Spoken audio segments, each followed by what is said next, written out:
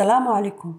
Pour l'exercice de cette vidéo, on va parler des convertisseurs analogiques numériques à approximation successive. Donc, on va faire un petit calcul d'approximation successive pour chercher certaines informations, ou bien pour chercher l'information de la sortie, c'est-à-dire l'équivalent d'une valeur analogique. Donc, un CAN à approximation successive utilisant un CNA de 4 bits dont la résolution est R égale à 0,33 volts. C'est-à-dire que de l'intérieur du CAN, il va y avoir le CNA. C'est le principe de l'approximation successive. Proposer un schéma synoptique pour ce CAN. Donc, pour le schéma synoptique, il représente la variable d'entrée et la variable de sortie. Puisqu'on a le CAN, ça veut dire l'entrée, elle est.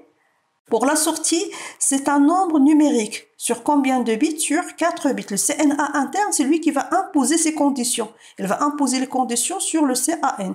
Donc, 4 bits, B0, B1, B2, B3.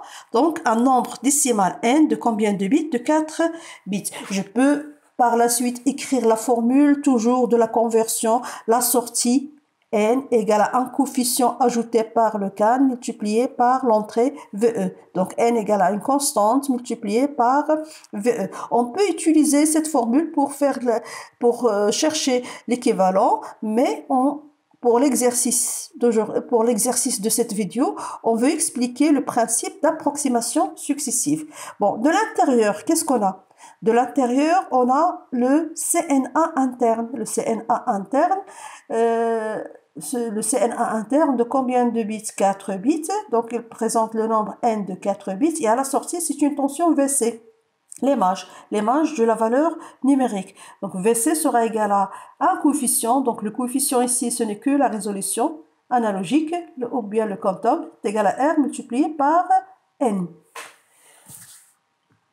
Pour la première question, ou bien pour la deuxième question, on demande de compléter le tableau suivant en utilisant le principe de l'approximation successive. Je répète, je peux utiliser la formule directement en utilisant les caractéristiques de CNA interne. Mais ici, on va essayer de vous présenter le principe de l'approximation successive. Quelles sont les étapes que le CAN va suivre pour déduire l'image de 3,3 volts en binaire? Et par la suite, on traduit la valeur binaire en décimale.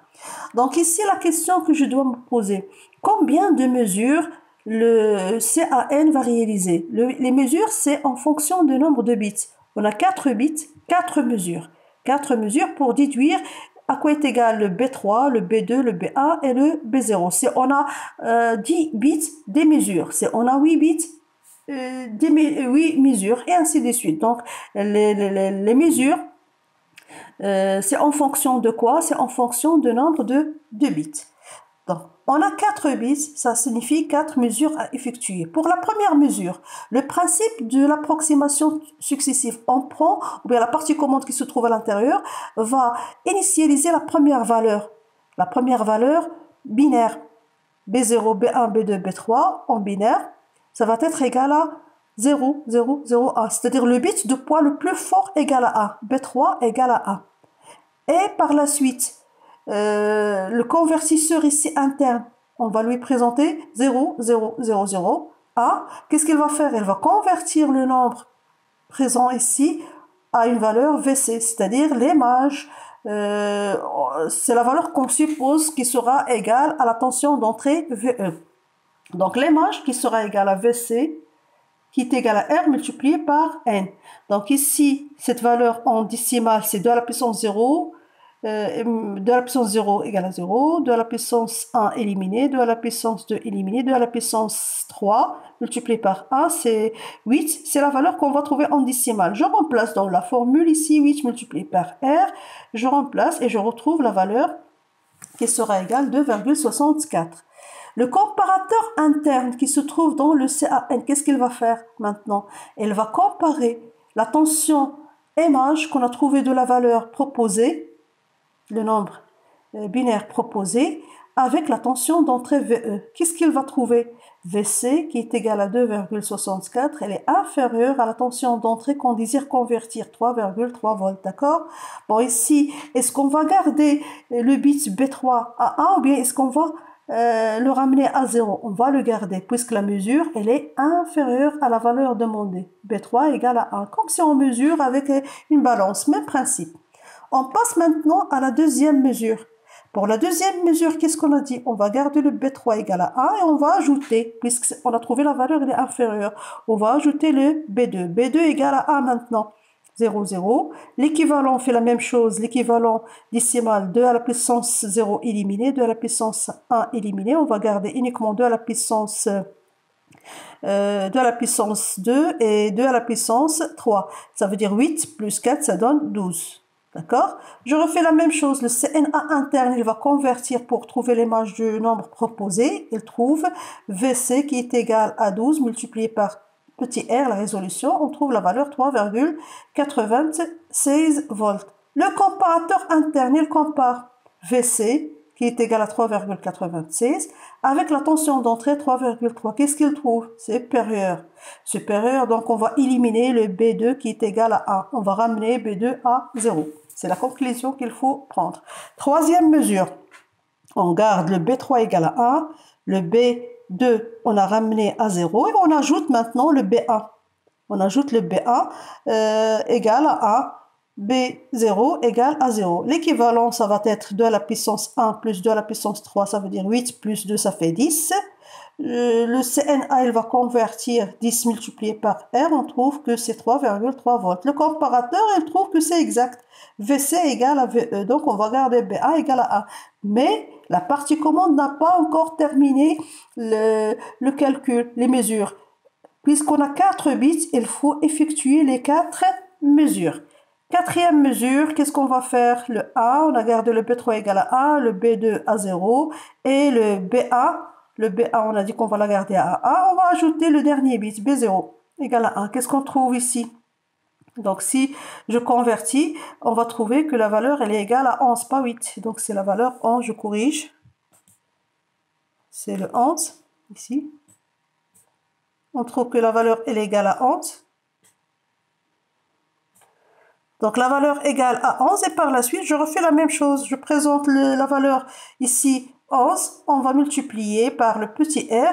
Voilà, 11 multiplié par petit r et on retrouve la valeur 11 multiplié par 0,33. On trouve 3,63. Bien sûr, elle est supérieure. Qu'est-ce qu'il faut faire? La partie commande, il va ramener à 0. Donc, finalement, qu'est-ce qu'on retrouve? La valeur image de 3,3, ça va être 0, 1, 0, 1 en binaire. C'est-à-dire le B0 égale à 0. B1 égale à 1, B2 égale à 0 et B3 égale à 1.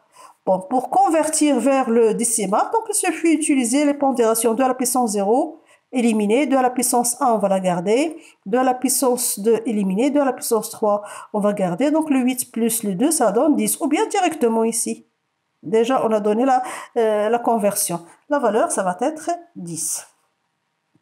Question suivante. Calculer le temps nécessaire pour convertir VE égale à 3,0 volts. C'est la fréquence de signal d'horloge utilisée et F égale à 10 MHz. Donc, le signal d'horloge, il va y avoir un signal d'horloge qui va synchroniser le fonctionnement interne. Donc, première période, deuxième, troisième, quatrième.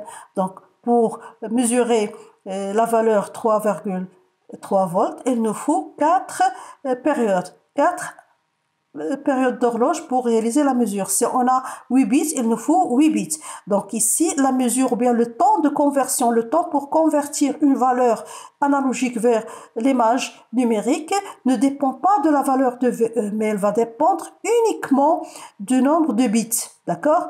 Le nombre de bits pour chaque bit, pour déduire chaque bit ou bien pour calculer chaque bit, il faut utiliser une période. On vous a donné ici la fréquence qui est égale à 10 MHz. Méga, c'est 10 à la puissance 6. Bien sûr, la période, ça va être égal à 1 sur F. Et je peux calculer maintenant le nombre ou bien le temps de conversion, le temps nécessaire pour que le CAN fournit à la sortie le nombre binaire équivalent de la tension d'entrée. Ça va être égal à N multiplié par T. Avec le N, c'est le nombre de bits, et T, c'est la période d'horloge. N sur 1 sur f, puisque t égale à 1 sur f, la fréquence qu'on a déjà vous donnée ici, et je fais le petit calcul. Donc le n c'est égal à 4, f c'est égal à 10, 10 à la puissance 6, je calcule, je trouve 0,4, 10 à la puissance moins 6 secondes, c'est-à-dire 0,4 microsecondes. Toujours à ne pas oublier, pour un CAN, à approximation successive, le temps de conversion ne dépend que de n qui est égal le nombre de bits. Donc, quelle que soit la valeur de VE, toujours on aura le même temps pour la conversion 0,4 microsecondes. Pour la dernière partie dans cette vidéo, je vais vous donner une autre méthode pour le calcul de la valeur décimale en utilisant la formule. D'accord? On a dit que pour la formule, n égale à k fois VE. Le k ici, ça va être égal à quoi? Le k, ou bien la résolution ici, k sera égal à 1 sur R. R, c'est quoi? C'est la résolution de CNA. Généralement, pour le CAN, la résolution toujours c'est le 1 sur K. Et pour le CNA, la résolution c'est le K. C'est le coefficient avec lequel on multiplie le nombre. Donc d'ici, j'ai K égale à 1 sur R que je peux remplacer à ce niveau-là. Et je peux calculer facilement. Donc si je remplace le N sera égal à VE sur R, je remplace et je trouve la valeur 10. Et une fois que je trouve la valeur 10, il suffit que je divise par 2 pour trouver le code sur 4 bits. Voilà, c'est terminé et bonne chance. Et toujours, vous allez retrouver les fichiers PDF, documents élèves et documents prof. Et bonne chance.